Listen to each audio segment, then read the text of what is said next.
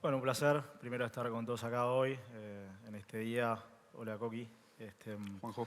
Un placer compartir este espacio con vos para hablar un poco del fraude por abuso de marca, que es algo que lamentablemente ha ido creciendo a medida que también la industria fue creciendo. En especial la industria fintech, obviamente más allá de lo bancario que siempre ha existido con diversos modus operandi. Un poco la primera pregunta, nosotros desde Clom, más llegando desde el ámbito corporativo, como charlábamos preparando el panel, nos encontramos muchas veces que los clientes se encuentran con fraudes. Y la primera pregunta que se me ocurre es, ¿cómo operan los criminales hoy en día en la industria? ¿Cuál es la motivación? Obviamente la económica, ¿no? Y el delito contra el patrimonio, pero ¿qué es lo que ven como atractivo para avanzar en la comisión del delito? Buenas tardes a todos, todas. Gracias por estar. Últimos paneles, ya el día largo, ¿no? Intenso y tan intenso como la suplantación de identidad que venían hablando en el panel anterior. Y en el panel anterior se habló sobre la suplantación de identidad de las personas y uno se pone a repensar, ¿no? A mí me habrán suplantado la identidad. ¿Qué pasó cuando se filtró la base de datos del RENAPER? ¿Qué pudieron hacer con mi DNI? ¿Qué pudieron hacer con esto? No es delito, es contravención, pero lo cierto es que cada vez que un criminal se hace pasar por una de sus empresas en Internet, está haciendo una suplantación de identidad. Lo que pasa es que como la persona jurídica no tiene identidad, o la forma de identificar a la persona jurídica, ¿cuál es? La marca. Entonces están haciendo pasar por sus marcas. ¿Cómo? ¿Quién me puede decir cómo se están haciendo pasar por sus marcas? ¿En dónde? ¿Algún valiente? ¿Alguna vez le escribieron a alguno de ustedes desde una empresa que no era? ¿Sí? ¿Correo? ¿Quién más? ¿Quién da más? ¿WhatsApp? Ajá. ¿Por quién se hicieron pasar? Por Mercado Libre, ok. Alguien recibió algo de alguna entidad financiera, una wallet, algo, no pudimos verificar tu cuenta, tenemos problemas de seguridad, detectamos actividad sospechosa, si no verificas tus datos en las próximas 48 horas. Alguien que se quejó en nuestro diván emocional digital, que es Twitter, ahora que se llama X, ¿no? Y de repente alguien aparece a solucionarte el problema, pero resulta que no era la empresa, sino alguien que utiliza el mismo logotipo. Entonces, lo que el criminal se da cuenta es de que es mucho más fácil engañar humanos que engañar sistemas. Y al final de cuentas, la mayoría de los ciberataques exitosos son contra personas, no contra sistemas informáticos.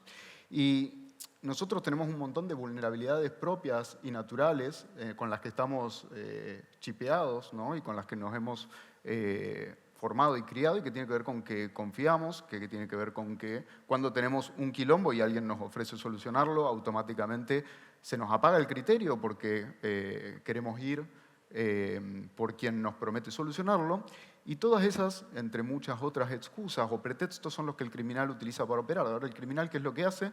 Se va a crear una cuenta, porque hoy a todos los proveedores de servicio de Internet, ya sean hosting de páginas web, ya sean redes sociales, ya sean usuarios nuevos en WhatsApp, a todos ellos les sirve tener más volumen de usuarios. Entonces, uno se pregunta, ¿y por qué un criminal se puede crear una cuenta falsa que no le pertenece? Y porque a los ISP les conviene. Esto está clarísimo. Entonces, como no hay un control sobre la creación irrestricta de cuentas falsas, el criminal se aprovecha de eso, utiliza su logo, le cambia algún pixel, le cambia el nombre de usuario, en vez de ser wallet tanto, es wallet-tanto, y con cambiar una sola sigla vos te alcanza para tener una identificación distinta en el entorno digital, y con eso empieza a engañar a los usuarios. Pero lo que hace el criminal también es monitorea la actividad de los usuarios. Es el mejor CM del mundo.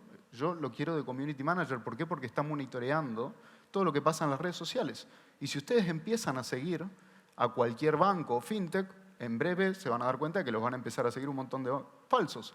¿Por qué? Porque están monitoreando los seguidores asumiendo que son usuarios. Con lo cual, si los contactan, ya tienen un pretexto para ganarse esa confianza.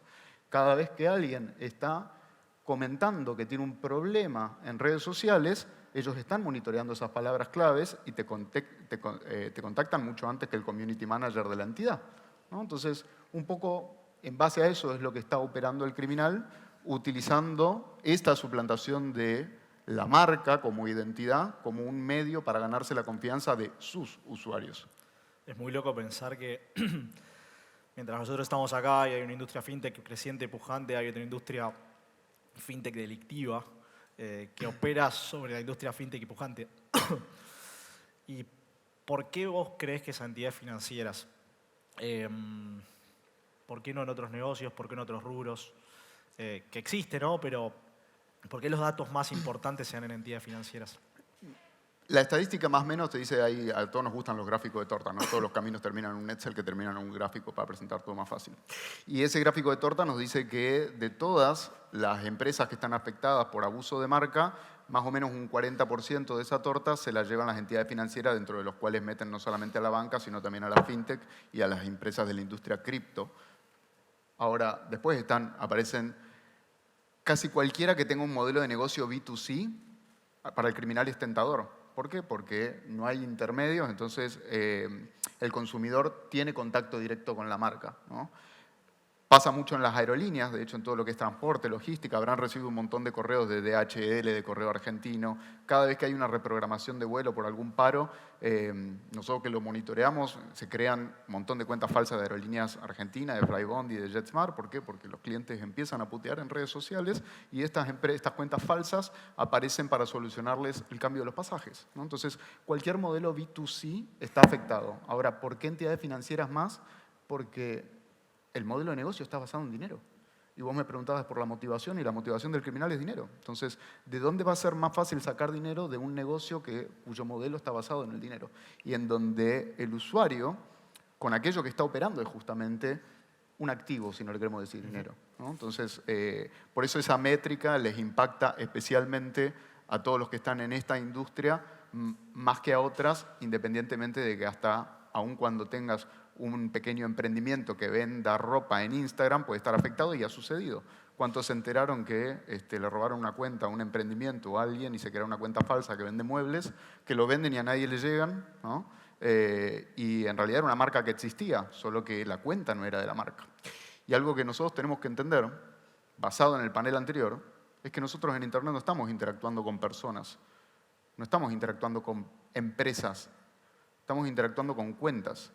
Detrás de esa cuenta no siempre está la persona o la empresa como la cual se presenta. Con lo cual el desafío acá, en una época en donde lo que está en juego y está en crisis es la identidad y la autenticidad, es ¿y cómo le explicamos al usuario qué es falso y qué es real? Exacto. Es interesante. Y hablabas un poco de X, de Twitter, y de cómo las cuentas falsas, hacer cambiar una L por una I, puede hacer confundir, porque el usuario en su desesperación va a querer una solución y va a entrar como un caballo. ¿Qué costo suele tener esto, más allá del reputacional, para las compañías, donde obviamente se ven afectadas casi sin saberlo, porque esto sucede en la inmediatez de la búsqueda de la solución, de la existencia de un problema?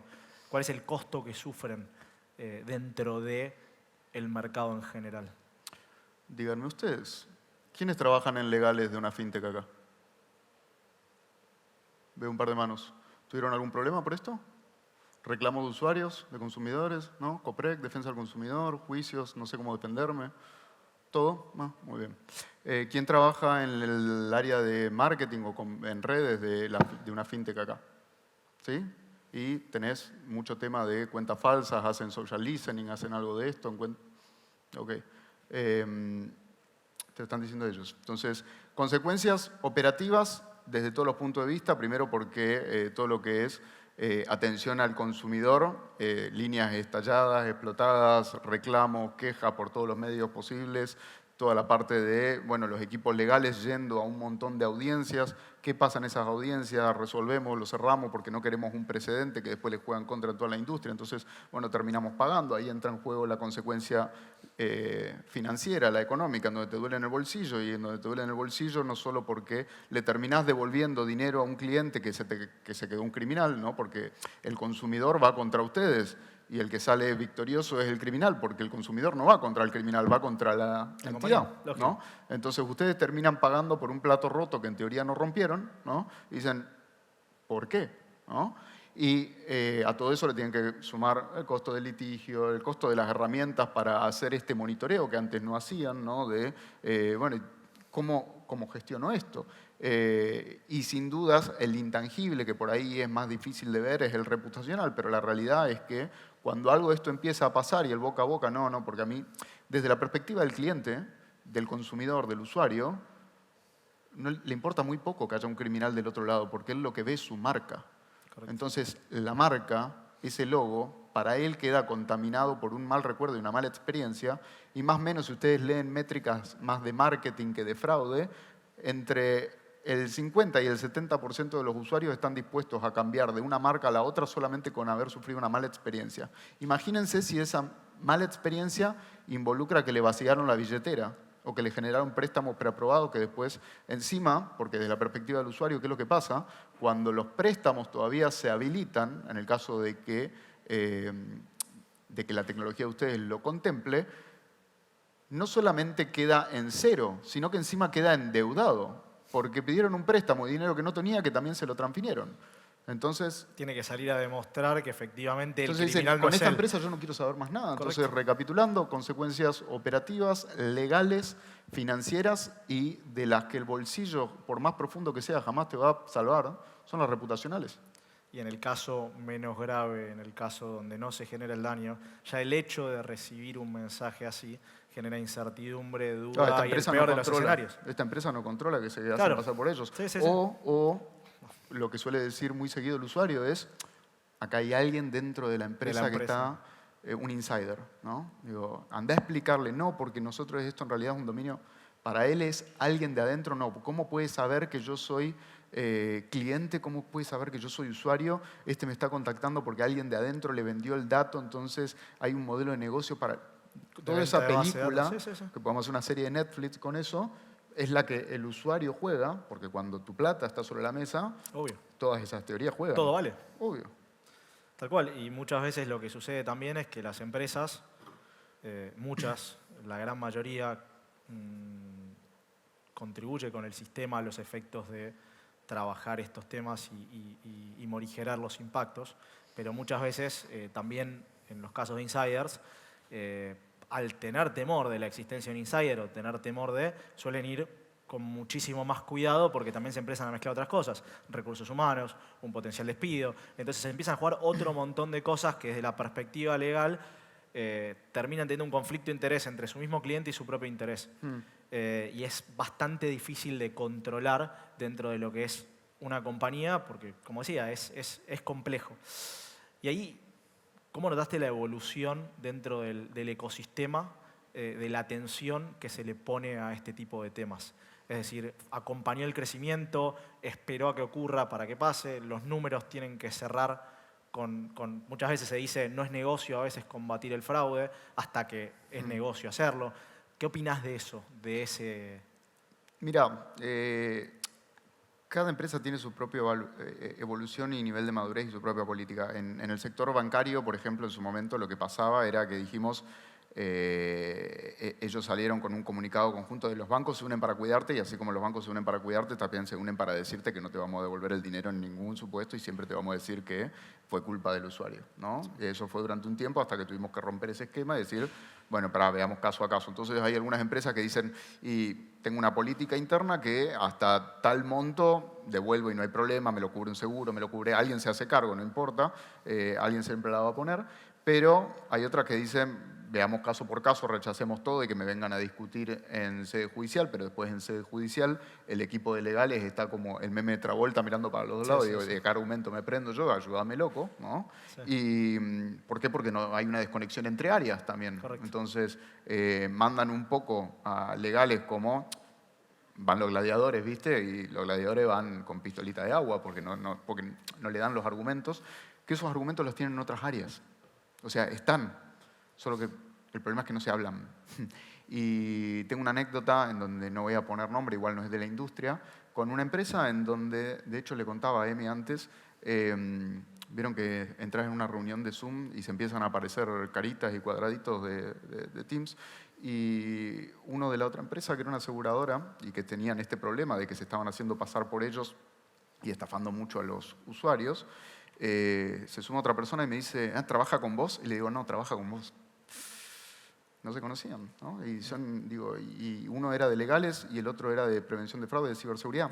Y tiene lógica y tiene sentido también en empresas que escalan y se hacen grandes, pero sí, acá hacia dónde tiene que ir un poco la industria esto es un riesgo. Y como riesgo ¿qué hacemos con el riesgo? ¿Qué hacemos con el riesgo? Se mitiga, se gestiona. Y cuando el riesgo se gestiona es, bueno, busco mitigar o probabilidad o impacto, ¿no? Digo, o que bajen las chances o que baje cuánto me duele, en el caso de que me pase. Y cuando no está tan claro cómo gestionar el riesgo, al final de cuentas, porque las reglas no están tan claras, lo que tenemos que demostrar es algo que a los abogados les encanta, que es como debida diligencia, así como con un arco iris. Ahora, ¿cómo demuestro esa debida diligencia o ese debido cuidado? Y yo al final tengo que poder, como entidad, pararme frente a un juez y decirle, ¿y vos qué más hubieras hecho? O sea, me quedé sin cosas por hacer. ¿Por qué? Porque ahí hay un montón de cuestiones de que la jurisprudencia les viene, como para hacer gráficos, llenando un poco la cara de dedos, en el sentido de no cumplieron con el deber de información, de concientización al usuario. No, pero si yo mando un mail todos los martes diciendo tené cuidado con el fraude, y si hace 4 años que estamos mandando un mail que dice que cuidado con el fraude y el fraude no baja, es porque ese mail no está funcionando, ¿no? Entonces, habría que ver el medio si es el indicado. Entonces, acá en gestión de riesgo, para bajar esa probabilidad de impacto y para demostrar debida diligencia, vamos a necesitar un poco de trabajo conjunto entre un montón de áreas con una estrategia, ¿no? Una estrategia decía, bueno, ¿cuáles son los fraudes? ¿Cómo está actuando el criminal con nuestro usuario? Porque no actúa de la misma manera con el usuario cripto que con el usuario de una wallet, que con el usuario de un banco, que con el usuario también entendiendo como un poco la demografía del usuario que tenemos, ¿no? Digo, hay entidades financieras en donde trabajan con gente de un rango de edades que no tiene nada que ver con el de la industria cripto, y el criminal se enfoca distinto, ¿no? Entonces, la gestión de riesgo tiene que ver con identifiquemos ese riesgo, evaluemos el riesgo y tomemos decisiones frente al riesgo. Al final de cuentas, lo que a ustedes les van a pedir es que puedan demostrar que lo tenían mapeado, no que iban con los ojos tapados diciendo a mí no va a pasar, no pasa nada, acá no pasa nada, y que tomar una decisión para disminuir esa probabilidad de impacto dentro de las capacidades de lo que ustedes podían hacer. No de lo que otra empresa, que es la de primera línea de la industria, podía hacer, porque después todos se quieren comparar con Mercado Pago y con Ualá, por ejemplo, ¿no? Entonces digo, no todos son Mercado Pago y Ualá en cuanto a budget, cantidad de recursos internos, en cuanto a nivel de desarrollo, madurez, cantidad de tiempo en el mercado. Después quizás ellas se quieren comparar con empresas del extranjero. Si miramos para el terreno ajeno, siempre hay alguien que está más maduro que nosotros. Al final de cuentas, lo importante es que nosotros demostremos que hicimos todo lo que nosotros podíamos hacer, no lo que otro hubiera hecho. No, y también poder explicarle al juez eso, porque a veces para el juez que no tiene un conocimiento técnico, llegado el momento de crear jurisprudencia, que es lo que se necesita como para poner un firewall a todo esto, de alguna manera poder mostrar que esa debida diligencia estuvo y que el juez entienda con las herramientas que el juez tiene, que sobre todo en nuevos negocios es mucho más complejo, porque obviamente la justicia tiene una trayectoria, pero al mismo tiempo también esa trayectoria requiere una capacitación constante que siempre la corre de atrás, es difícil. Y ahí, en este contexto donde muchas veces, como decías, nada es suficiente o tal vez la debida diligencia que se viene asumiendo puede no ser suficiente y no podemos viajar en el tiempo tampoco para modificar lo que hicimos en el pasado, ¿qué herramientas, con qué herramientas contamos en el día a día para esto? Si hablamos de riesgo, y me tomo de lo que vos dijiste de nunca es suficiente, el riesgo cero no existe, chicos. Correcto. O sea, como el riesgo cero no existe, tenemos que demostrar que del 100 para abajo hicimos lo máximo posible y que estamos en un camino de mitigación de esa probabilidad de impacto. ¿Por qué? Porque tampoco vamos a pretender pasar de 0 a 100 en 2 segundos, porque ninguna cultura empresarial lo va a soportar tampoco, porque al final hay que hacer un balance de lo que hablaron en el panel anterior, seguridad, usabilidad, operatividad. Digo, al final el área de ciberseguridad no protege todo, protege el negocio. Entonces, bueno, no puede en pos de proteger de más cualquier tipo de activo, ya sea interno o externo, afectar negativamente el negocio. Entonces, ahí hay que contar con eso. Y cuando vos me decís herramientas, yo herramientas digo, bueno, estrategias, porque a mí me gusta decir qué vamos a hacer como para que lo podamos presentar el que lo vamos a hacer. ¿Y qué vamos a hacer? Y bueno, lo primero es que todos ustedes lo tienen hecho en sus empresas, seguramente tener la marca registrada. Y con la marca registrada, cada vez que un criminal, o por lo menos yo voy a contar cómo lo venimos trabajando nosotros y después, si les sirve, bienvenido sea, cada vez que un criminal comete un delito contra ustedes, ¿por qué? Porque lo comete contra el usuario, y ahí hay un fraude, y es de lo que hablaba antes Marcos. Pero en ese fraude en donde la suplantación de identidad no es de una persona, sino que es de una empresa, la suplantación de identidad, como dijimos, no es delito, es contravención, al menos en el sistema argentino, pero la suplantación de identidad de la persona jurídica sí es delito, mediante el abuso de marca. Y ahí ustedes tienen algo de qué prenderse para ponerse como parte querellante en un proceso, activando la acción penal y diciéndole a un juez, yo soy víctima del delito y como yo soy víctima del delito me puedo poner como parte querellante y además este delito es un medio para cometer otros contra mis usuarios. ¿Qué les permite eso? Porque después yo escucho los argumentos, no, en la justicia nunca pasa nada, ¿viste? Especialmente en la Argentina, ese es el argumento y digo, pará porque forma parte, después vemos bonus track si pasa algo, pero forma parte de demostrar la debida diligencia de que vos hiciste lo que hacías, ¿no? Punto 1. Punto número 2. ¿Qué hacemos desde el lado de, porque cuando vas a defensa del consumidor, el juez lo que te dice es, no le informaste debidamente al usuario porque el usuario debería haber tomado otro tipo de decisiones que claramente no tomó porque no las conocía. Es decir, como, bueno, pará, tengo que arroparlo. Sí, contrafácticos. Bueno, pará, y yo te digo, ojo, veamos cómo estás concientizando al usuario.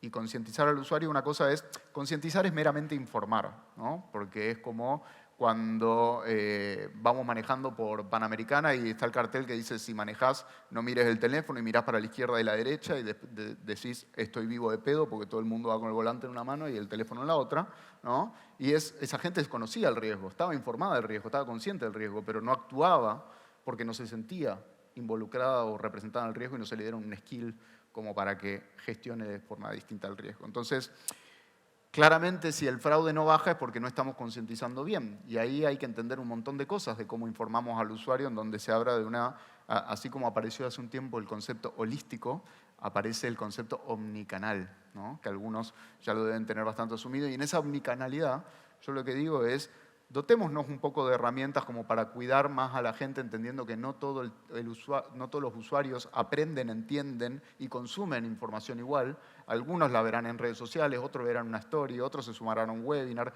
otros verán contenidos de influencers que les expliquen cómo cuidarse de las estafas, otros leerán documentos y correos electrónicos, pero si tomamos un único medio, dejamos un margen muy amplio afuera, ¿no? Y con eso nos quitamos un montón de argumentos para decirle después a un juez que cumplimos con el deber de informar, porque informamos a un pedacito quizás, pero claramente no funcionó, ¿no? Entonces, ahí te digo, tengan en cuenta lo de la concientización al usuario, en donde ahí hay estrategias que van mucho más del correíto electrónico todos los martes, una vez por semana, porque si no tiene una promo, el usuario no lo lee, ¿no? Y además, perdón, hay algo que es bastante interesante, que es que esta es la punta del iceberg, porque después hay muchísimos otros delitos que se van concatenando a partir de los fondos obtenidos por esto. No, ni hablar. Entonces, tapando de alguna manera o morigerando, que eso muchas veces no es tenido en cuenta en las matrices de riesgo cuando vos tratás de atacar esto, lo que vemos es que terminan existiendo un montón de delitos paralelos, lavado de activos, otro tipo de estafas, de alguna manera en el marco privado y corporativo muchísimas compañías donde está este insider que vende, que logra un leverage en algún punto, en alguna negociación puntual que está teniendo, a partir de todas estas fisuras que tiene el sistema. Entonces, hay un montón de números en todo esto que quedan afuera, que son súper importantes y forman parte también de la ecuación, ¿no? Sin dudas, y ahí es, bueno, un planteo que te pueden hacer es, y bueno, ¿cómo demostrás que no tenés un insider? Y bueno, y vos sabrás mejor explicar todos los métodos que hay de, bueno, prevención de filtración de información interna y de cómo protegernos del riesgo cuando el riesgo viene de adentro. Pero para cerrar esta estrategia que yo les dije, la protección de la marca, la parte de la acción penal, la parte de la concientización, lo otro es algo que suele dividirse entre los departamentos de prevención de fraudes, a veces de ciberseguridad y a veces de marketing combinados, ¿no? Dependiendo cómo sea la estructura de la empresa. algo que se llama social listening, y lo que básicamente van a estar haciendo es lo mismo que hacen los criminales, que es escuchar las redes sociales, y van a configurarla con algunas palabras que den pie a entender que quizás están dando un número de teléfono para un contacto, que están monitoreando la aparición de su logo en algún canal, que están monitoreando cada vez que se crean una página web falsa. ¿Por qué? Porque con eso lo que ustedes tienen que hacer, más allá del debido resguardo de esa evidencia digital para poder iniciar después la acción penal, con lo cual ahí ya tienen un punto en donde prevención de fraudes, /ciberseguridad, /marketing, tienen que hablar con el equipo de legales previamente como para decirle, che, vos estás usando esto, a mí me sirve esta evidencia, antes de pedir el takedown de la cuenta para que la den de baja, guardame la evidencia porque si me dan de baja la cuenta me pierdo la evidencia. Y es muy fácil seguir creando cuentas falsas, entonces eso es como medio la hidra, ¿viste? Como das de baja una cuenta, cortás una cabeza y nacen 3. Entonces, si lo que querés llegar es a la raíz, necesitas esa evidencia digital previamente, y con esa detección y ese pedido de takedown, la recopilación de la evidencia, después, cuando el juez de defensa del consumidor te llama y te dice, no, mira, no cuidaste al usuario, vos, como entidad de la industria, le puedes decir, mira, a ver, yo monitoreaba la creación de cuentas falsas, yo le informaba por todos estos canales, yo inicié una acción penal porque yo también soy víctima de lo que acaba de pasar, ¿no? Con lo cual yo estoy persiguiendo al que ataca a mi usuario. Si alguien está defendiendo al consumidor, soy yo. Y ahí el juez un poquito lo atás más de manos como para que después te complejice un precedente que no le va a gustar a nadie en la industria, pero que está sucediendo y por eso están mediando previamente. ¿Y qué rol pensás que va a jugar? Nos mataron. ¿Qué rol pensás que va a jugar AI en todo esto? Porque realmente, a ver, hay una oportunidad grande ahí y se están creando compañías. ¿Qué rol va a jugar? AI, la inteligencia artificial en todo esto. El monitoreo de suplantación de identidad o suplantación de marca se hace con inteligencia artificial. Correcto. Se configura un sistema que básicamente lo que hace es, aparece tu logo en algún canal, me lo trae. Aparece tu nombre en algún canal, me lo trae. Aparece una página web que se parece a la tuya, me lo trae. Eso es... O mismo el monitoreo en redes sociales y las APIs donde se puede ya integrar AI. Sin dudas. Pero obviamente tiene que estar monitoreado por seres humanos, pues los que están del otro lado son seres humanos y piensan como seres humanos. El análisis, porque esas herramientas lo que te traen es un montón de información. Muchas veces va a haber falsos positivos que necesitas un analista que te lo filtre, porque si no vas a terminar denunciando 10 millones de cuentas que además muchas veces son cuentas que son legítimas, pero no todos lo saben dentro de la empresa, entonces denuncias, nos ha pasado, denuncian una cuenta en la empresa, che, nos dieron de baja esta cuenta, bueno, fui yo. De última, eso lo puedes aportar como prueba cuando te constituyas como querellante diciendo, me estoy hasta autodenunciando, en más no puedo hacer, o sea... es interesante y es un flagelo que nosotros estamos hace tiempo en la industria, hemos visto cómo fue creciendo y cómo se le va dando cada vez más pelota, cada vez más bolilla y es importante estar atrás porque al final del día es lo que juega la credibilidad de el código que se vende, si es un SaaS, la aplicación, daños y perjuicios que puedan tener si son clientes B2B con sus respectivos clientes, que eso es otra cosa que también es importante. Muchas veces hay softwares que son B2B y que están embebidos y que son hackeados y que se suplanta la identidad no de sus propios usuarios, sino de usuarios de sus clientes. Entonces, tal vez están comprando en el enlatado y ven que sus propios clientes no son los que están siendo defraudados, sino los clientes de su cliente, y eso obviamente genera muchísima más fricción, porque ya estamos hablando de una relación entre dos empresas y no de una relación entre una empresa y una cantidad Y de usuarios que pueden haberse afectados. Entonces ya es en un nivel más corporativo donde se ve esto. Y bueno, es también una buena noticia que se le esté dando muchísima más visibilidad a todo esto. Obviamente va de la mano de la educación, ¿no? Ni hablar. Y esto es, lo que estamos haciendo es generar conciencia sobre la necesidad de generar conciencia. Y un poco la idea de esto, digo, esta sesión fue exitosa si ustedes empiezan a tomar algo de esto que hablamos y decir, bueno, ¿y nosotros cómo lo hacemos? ¿Cómo lo mejoramos? ¿Estamos haciendo esto? ¿No estamos haciendo esto? Y como para cerrar, antes de que me echen del escenario, seguramente, porque eso dice cero hace un rato, y con tu pregunta quizás voy afuera para que no me maten, salvo que te habiliten, yo no tengo nada que ver. Acá lo que les digo es, al final de cuentas, esto es un riesgo. Tenemos que demostrar que lo gestionamos. Esta es una estrategia posible. Habrán otras, cada uno tendrá las de ustedes y sería muy bueno que las compartamos porque al final la industria está sufriendo, todos están sufriendo este problema, ¿no? En mayor o menor cantidad, porque va a depender de la cantidad de usuarios que ustedes tengan, qué tan atractivos sean para el criminal para suplantar su marca, pero si no lo están sufriendo, va a empezar dentro de poco en la medida que busquen escalar y crecer, y es el costo asociado al crecimiento, ¿no? Entonces, mayor crecimiento, mayor riesgo. Ante el riesgo no podemos fingir demencia, tenemos que gestionarlo. Gracias.